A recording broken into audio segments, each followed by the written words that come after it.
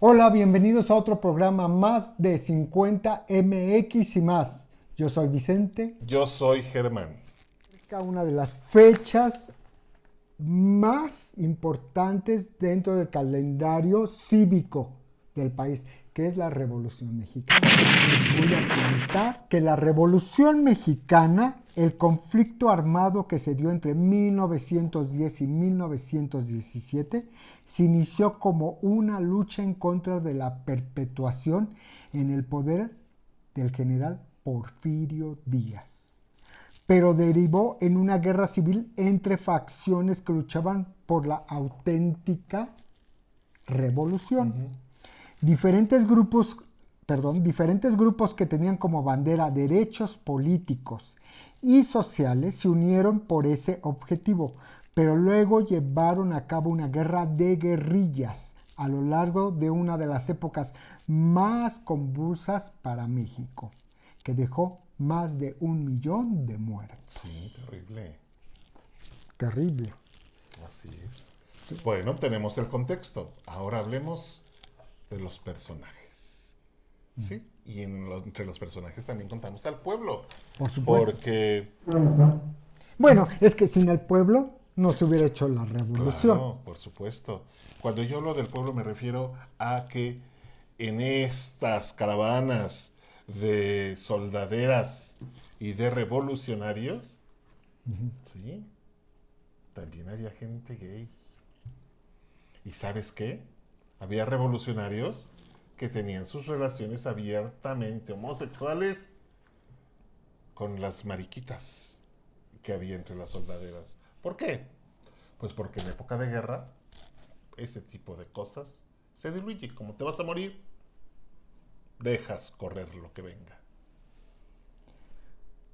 Claro, pero fíjate que es una revolución machista también, ¿no? Es una revolución de bronce, es una revolución donde se enaltece el orgullo masculino y donde son borradas mujeres heterosexuales, lesbianas, hombres gay, todo, o sea, todos los demás están borrados. Claro. Nada más los grandes, los que tienen el falo más largo, esos hicieron la Revolución Mexicana. Los generales norteños que fundaron Polanco, que hicieron las casas californianas que tenemos aquí en la Ciudad de México, los ganadores de la revolución.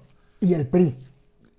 Por supuesto. Sí, porque el PRI fue el que se quedó, Así es. indudablemente. Bueno, ahora llámesele PRIAN. Entonces eso es sumamente interesante. Ese es el tema que vamos a abordar el día de hoy.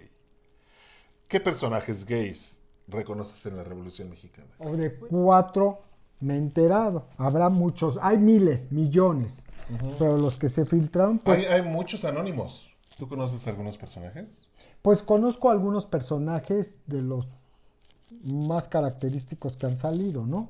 Pero entre ellos es Manuel Palafox, el que le llaman el ave negra, creo. Muy bien. Manuel Palafox es quizá el caso más visible de la estigmatización que existía hacia las personas LGBT y más en la época de la Revolución Mexicana.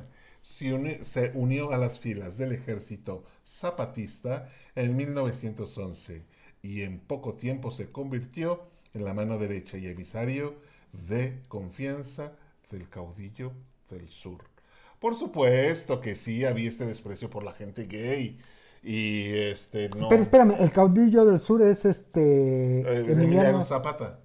O sea, Otro gay. ¿otro qué? Otro gay. Sí, digo, pero otra rayita al tigre. Ya son muchas sospechas sobre Emiliano, ¿eh? Parece que se rodeaba de pura loca. Ay, Para Fox era un político, estratega y negociador. Esas habilidades lo llevaron a ser fundador del Banco Nacional del Crédito Rural y secretario de Agricultura del gobierno convencionalista de 1914. Además participó en la creación de la Ley Agraria de 1915. Entérate por qué le decían el ave negra a don Manuel Palafox.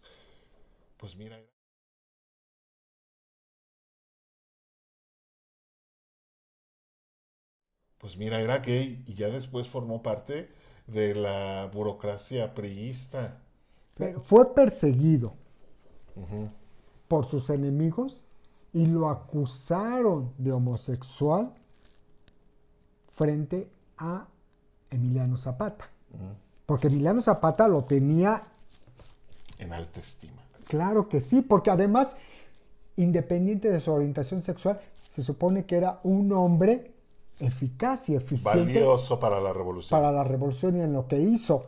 Pero no, chínguenlo porque exactamente su orientación sexual no es del machín, no es el machín. Claro. Esto se da en el contexto post-revolucionario, ya cuando ganaron, ¿no? Que comienzan a construir las instituciones, se supone. En parte, en una parte, ¿no? ¿Sí? Bueno, ok, tenemos a don Manuel Palafox.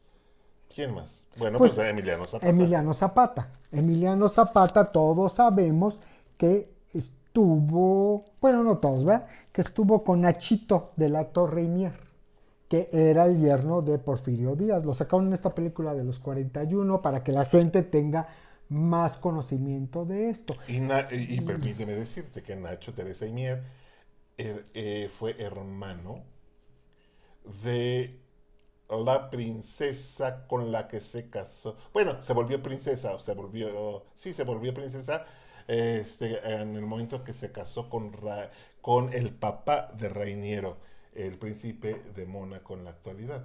O sea que serían los bisabuelos del actual príncipe heredero de Mónaco. Alberto siempre, yo me acuerdo desde los 70, bueno. lo seguía que también... Bueno, le viene de familia. Pues que sí, también tío, era... Que el tío abuelo. Que era gay. Y yo me acuerdo que él es un vivo ejemplo de que lo obligaron a casarse. Claro. Porque además necesitan un heredero varón, no mujer. Exactamente.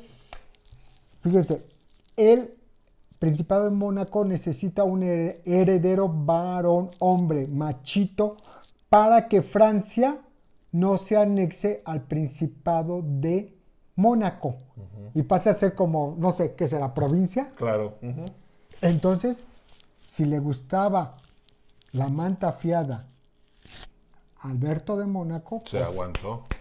Te me casas porque te me casas. Bueno, volvamos a... Bisnieto de esta familia. Y volvamos a, entonces... Emiliano Zapata. A Emiliano Zapata.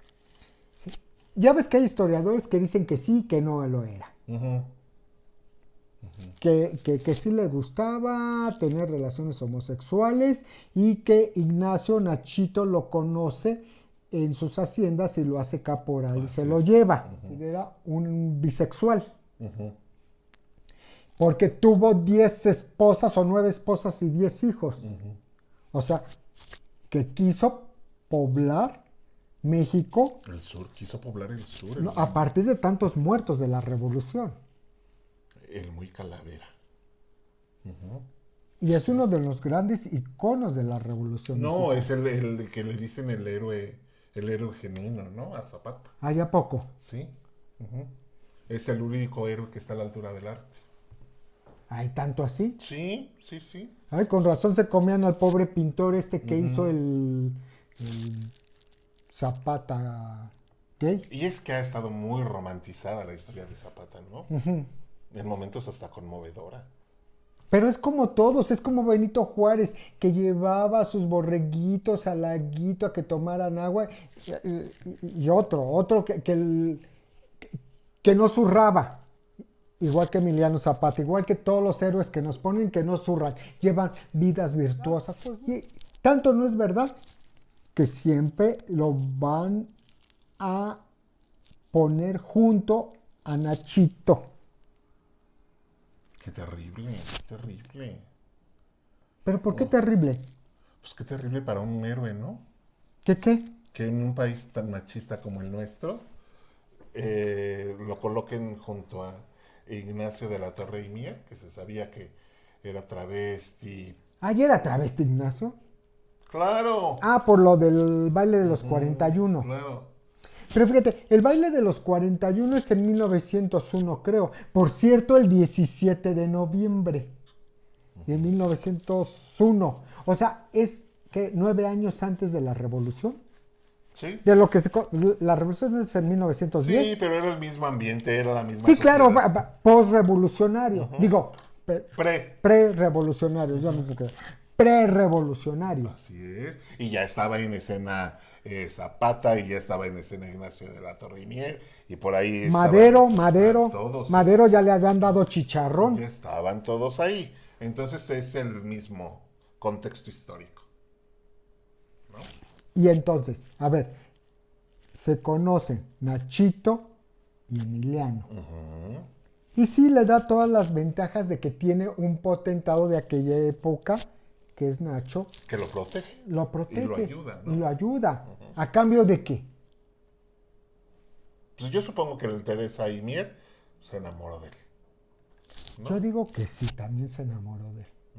Porque además es el epítome del macho mexicano. Así ¿Sí? es. Petro, bigote, macho, la posición. ¿Quién sabe si era así? Así lo pintan. Bueno, en las fotos se ve como todos los de aquella época, con esos pinches pantalones horribles. Pues sí, pero era... Y además las fotos no les ayudaban nada, ¿eh? Todos Claro. eran muy feos, pero era la fotografía. Los testimonios que hay de la gente de Morelos y todo eso, porque yo vi un documental, habla de que era guapo.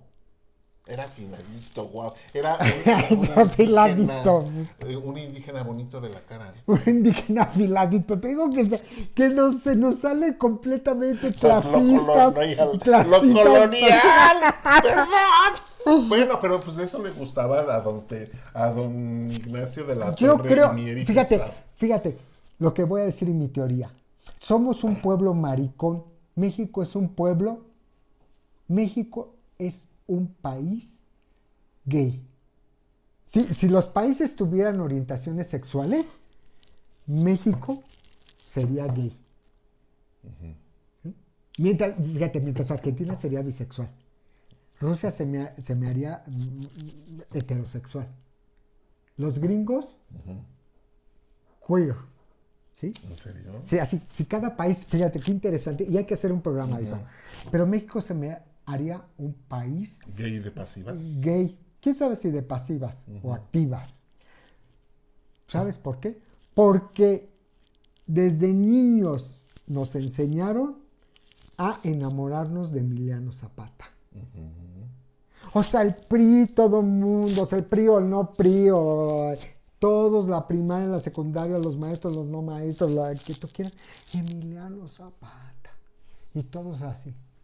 Pero no hay que confundir, ¿eh? Una cosa es ¿Qué? el PRI y otra cosa son los ganadores de la revolución que después se transformaron en PRI. Bueno, porque tenemos a Vasconcelos entre ellos. A ver, cálmate, estúpida. ¿Eh? O sea, no es lo mismo el PRI que los constructores de las Pues instituciones. Vasconcelos estaba enamorado de Emiliano Zapata.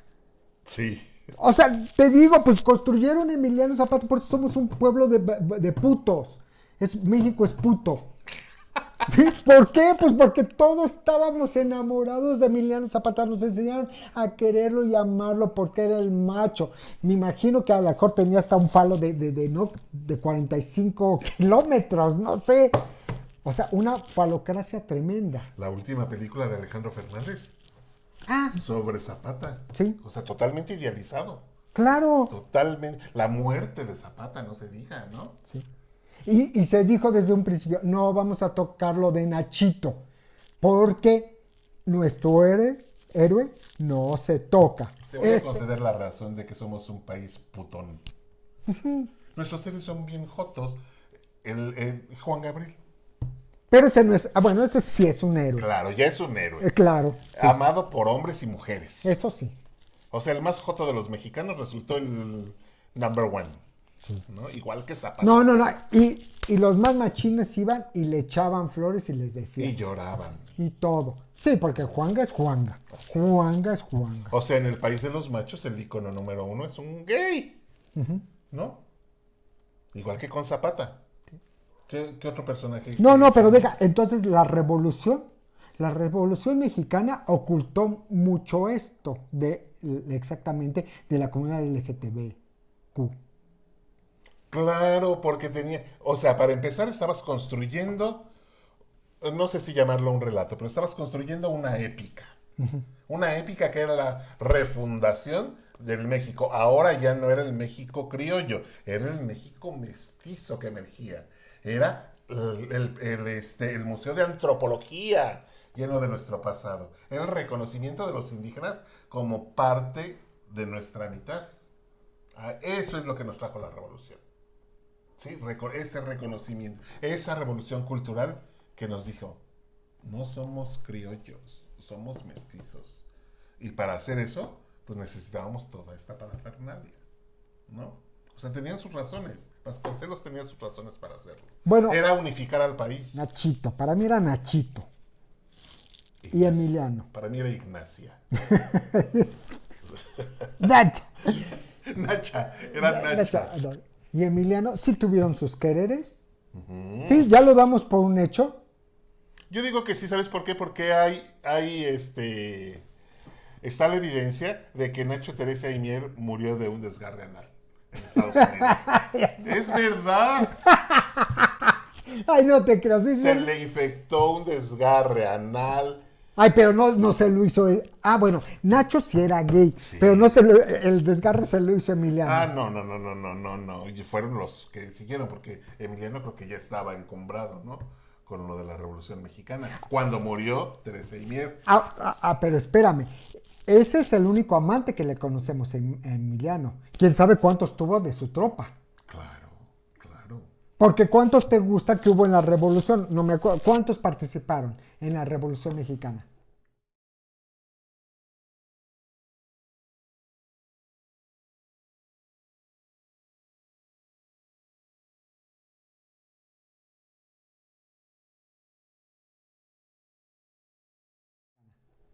Ay, pues bueno, si hubo 1 millón de muertos, imagínate.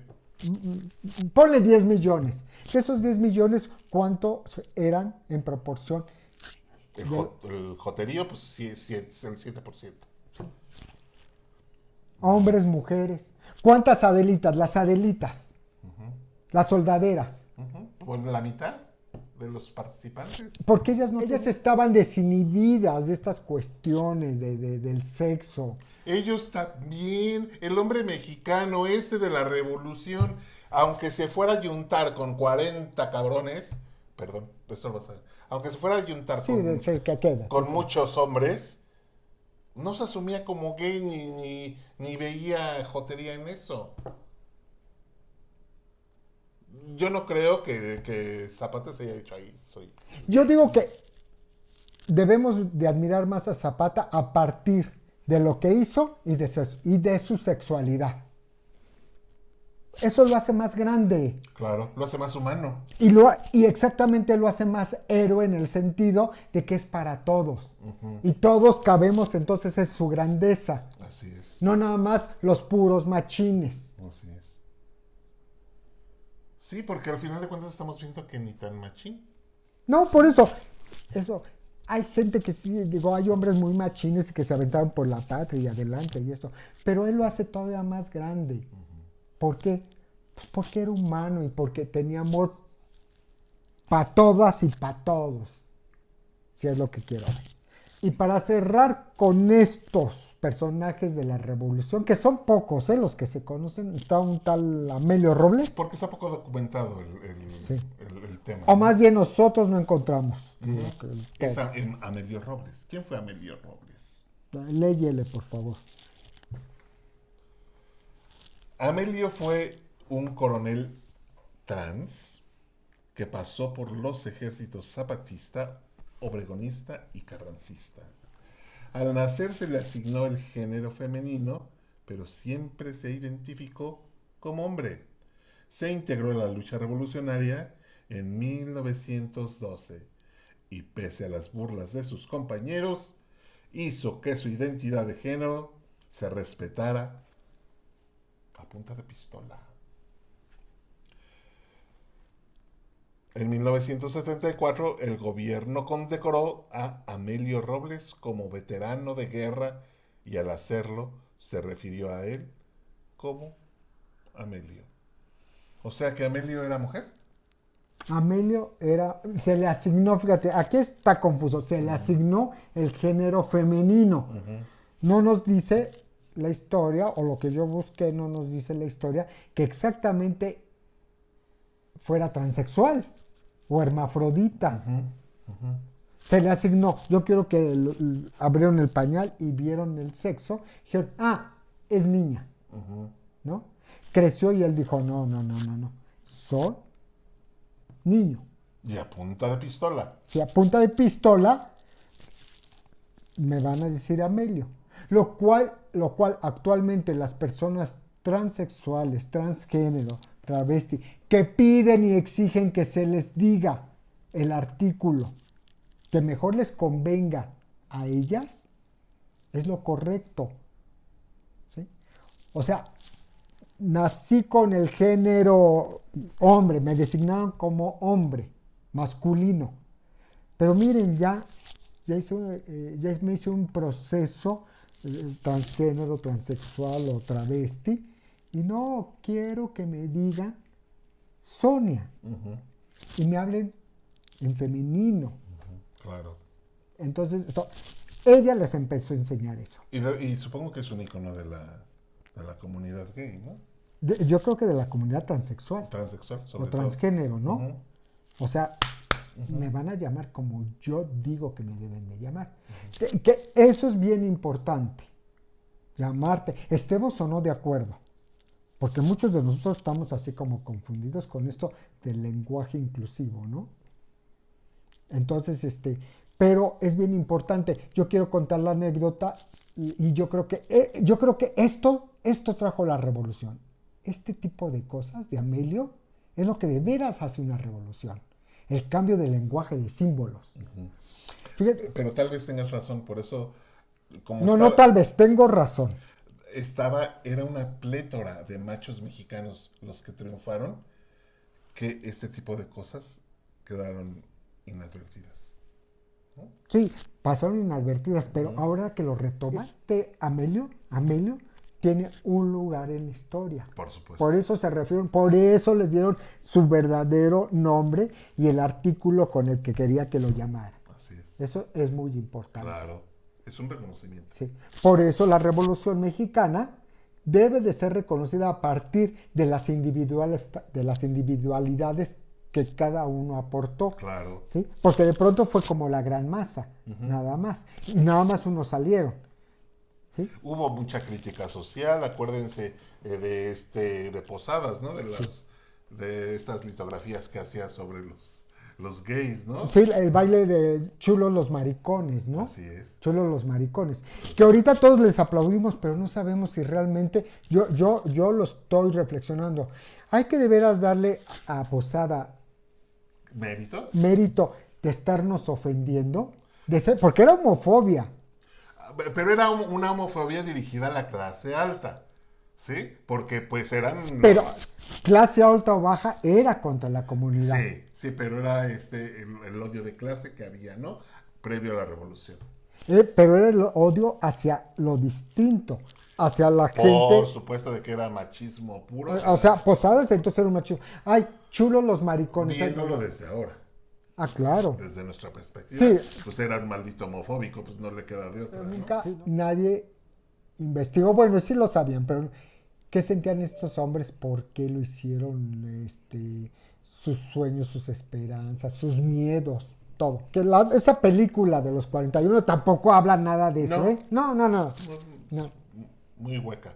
Ay, sí, ni la vean. A mí no me gustó y yo no la recomiendo.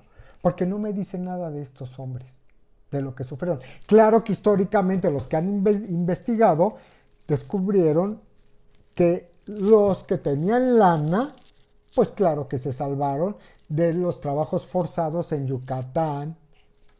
Ahí sí, pero los jodidos, los jotos jodidos, a trabajar. A barrer calles. Los jotos ricos, pues vámonos a Europa, como sucede actualmente. Lo que pasa, yo quería agregar esto, que una cosa sucedía en el norte, otra cosa sucedía en el centro y otra cosa sucedía en el sur. Las relaciones homosexuales eran más permisivas en el sur del país. En esta época revolucionaria, fíjate, lo interesante. ¿Cómo imaginas la comunidad LGTBI durante el periodo de revolución? ¿Cómo te lo imaginas? ¿Había? ¿No había? Yo digo que sí había y se me figura mucho a la que descubrimos con Salvador Novo en los años 40. Yo digo que era lo mismo. Estaban las jotitas, las que se vestían de mujer, los que se vestían de hombre pero que eran muy amanerados y se hablaban en femenino. Yo sospecho que eso mismo existía en la pre-revolución y en la revolución mexicana.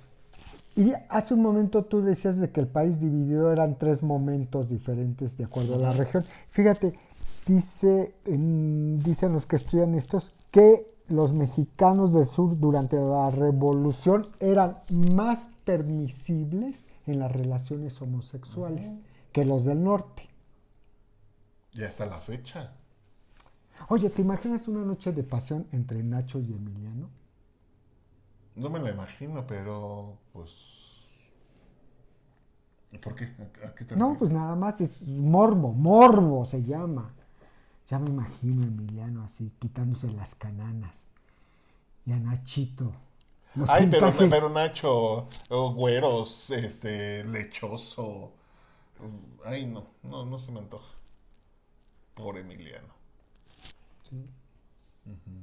Y fíjate que en el baile de los 41, está, que claro, es 9 años antes de la revolución, fíjate que los jotos pobres, en ellos sí se hacía justicia. ¿Por qué? Pues porque a ellos sí se les mandaba a la barandilla, Ah, claro. a ellos a la cárcel. Claro. Ahora sí que se haga la justicia en los bueyes de mi Sí, compadre. sí, así es. Sí. ¿La Revolución Mexicana es homofóbica? Sí, porque no le hace justicia a los gays que participaron en la revolución y lo hace por una homofobia. Pero No lo hace por olvido y no lo hace por sostener un relato. Lo hace por homofóbica, que es los jotos no existían en México. Pero es interesante lo que acabas de decir, muy importante.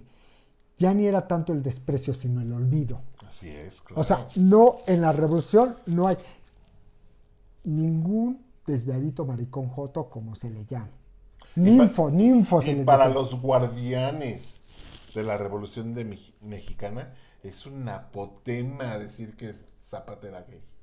No, es No te una lo- afrenta, es una afrenta. No te lo No, es una afrenta. No se lo permiten. No es una afrenta. La familia está completamente Indignada. por el cuadro este que expusieron. ¿Sí? Entonces, pues, ahí te lo dicen. Es una revolución homofóbica, por supuesto. Como la mayoría de las revoluciones, la rusa, la cubana. ¿Quiénes fueron los alcahuetes en la revolución mexicana? Existía la figura de los alcahuetes. ¿Quiénes fueron? Bueno, los alcahuetes eran los proxenetas, los padrotes, ¿no? Y esos eran famosos porque reclutaban muchos chavos. Así es, porque en todo burdel revolucionario y prerevolucionario había el jotito.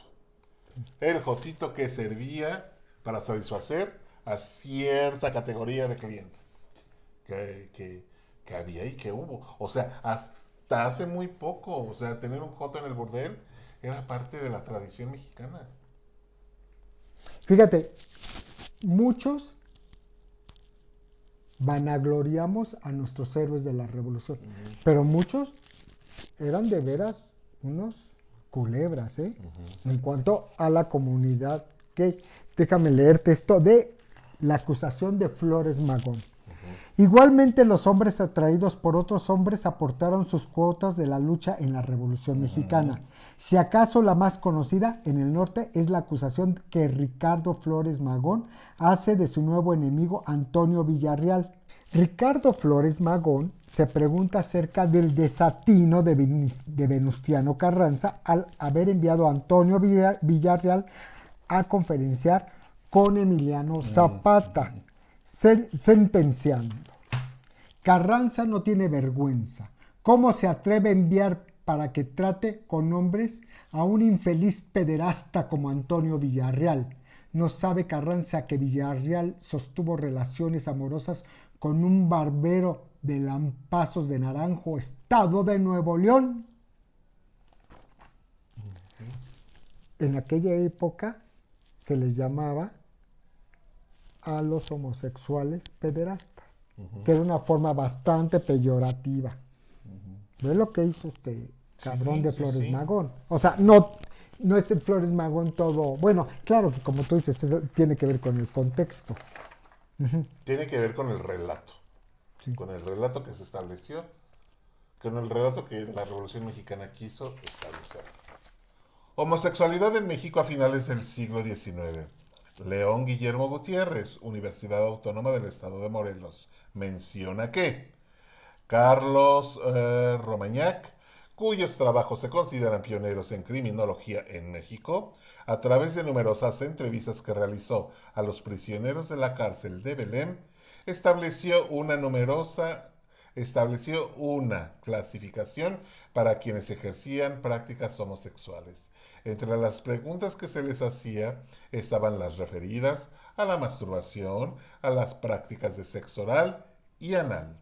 Con base en los resultados de las entrevistas y los hábitos sexuales de los presos, fueron clasificados como caballos, los pasivos, y mayates, los activos, de acuerdo con Antoine Rodríguez. Los trabajos de Romañac, así como las crónicas de Frías, contribuyen a difundir masivamente el estereotipo del homosexual pervertido que paulatinamente va a impregnar el imaginario colectivo. Ahora entendemos de dónde viene lo de mayate. Sí, por eso, y fíjate, y viene esto de la revolución. Sí, De la Revolución Mexicana. Muchas cosas vienen de la Revolución, ¿no? Sí. Sí. Fue un momento histórico muy importante donde surgieron muchas cosas. Tú eres entonces una caballa. Y tú un doble mayate. Un mayate de altos vuelos. Eso siempre es. Pues, ¿cómo ves esto de la Revolución Mexicana? Muy interesante, muy interesante. Creo que nos hace falta investigación. Y seguramente hay personajes anónimos que ahí estuvieron, que hicieron también la revolución. Sí, y la revolución no nos ha hecho Justicia. a la comunidad. Así es. Que nos debe tanto. Sí. O sea, hubieran querido aniquilarlos como la Revolución Rusa, pero no se puede. Porque cada vez que hagan un monumento, recuerden que en ese monumento también hubo sangre de la comunidad LGTBIQ. Y más. Y que luchó por ideales de libertad, igualdad y equidad. Por eso luchamos y seguimos luchando. Entonces, cuando se habla de la Revolución Mexicana, tengan presente que aquellos personajes que encumbramos también tuvieron relaciones homosexuales. Así es. Y a partir de ellos, no de todos, por supuesto, pero a partir de ese pensamiento, de ese deseo, podemos decir que la Revolución Mexicana también fue una revolución rosa. Sí, todavía se utiliza ese término. Yo creo que sí. Ay, qué interesante tema. Sí. Podríamos seguir hablando y hablando, pero pues el tiempo es oro y hemos llegado al final. Yo concluyo con que me gustó mucho el tema. Los invito a que lo comenten. Y bueno, si tienen aportaciones, adelante. Y algún día traeremos un historiador especialista en este tema de la Revolución Mexicana y la comunidad y nos dará muchas luces sobre lo que nosotros suponemos, decimos, creemos y hacemos conjeturas. Exactamente, sobre un periodo importantísimo de nuestro desarrollo como país. Pero lo que se trata es de comentar, debatir. Por eso les pedimos que en 50MX y más se suscriban. Le den like y comenten. Yo soy Vicente. Yo soy Germán. Hasta la próxima.